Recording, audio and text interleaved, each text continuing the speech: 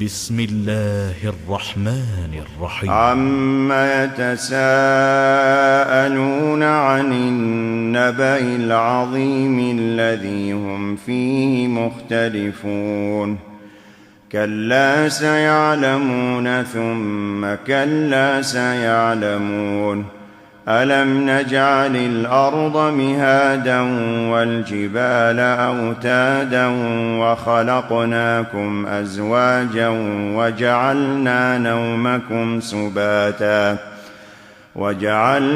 نومكم سباتا وجعلنا الليل لباسا وجعلنا النهار معاشا وبنينا فوقكم سبعا شدادا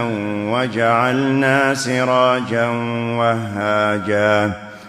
وأنزلنا من المعصرات ماء ثجاجا لنخرج به حبا ونباتا وجنات ألفافا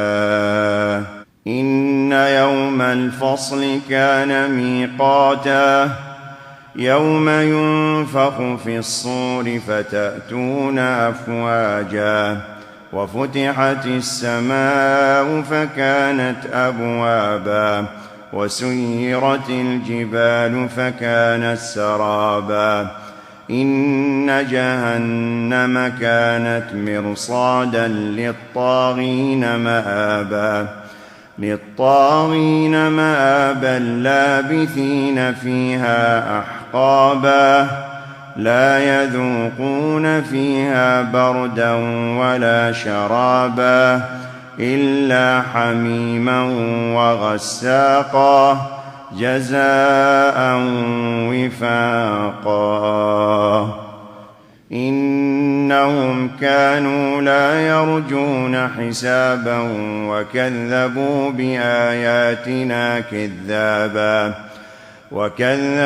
بآياتنا كذابا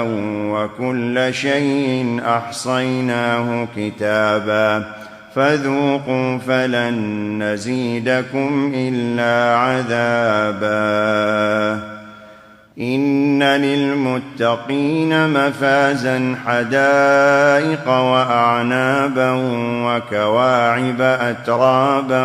وكأسا دهاقا لا يسمعون فيها لغوا ولا كذابا جزاء من ربك عطاء حسابا رب السماوات والأرض وما بينهما الرحمن لا يملكون منه خطابا يوم يقوم الروح والملائكة صفا لا يتكلمون إلا من أذن له الرحمن وقال صوابا ذلك اليوم الحق فمن شاء اتخذ إلى ربه مآبا إنا أنذرناكم عذابا قريبا يوم ينظر المرء ما قدمت يداه ويقول الكافر يا ليتني كنت ترابا.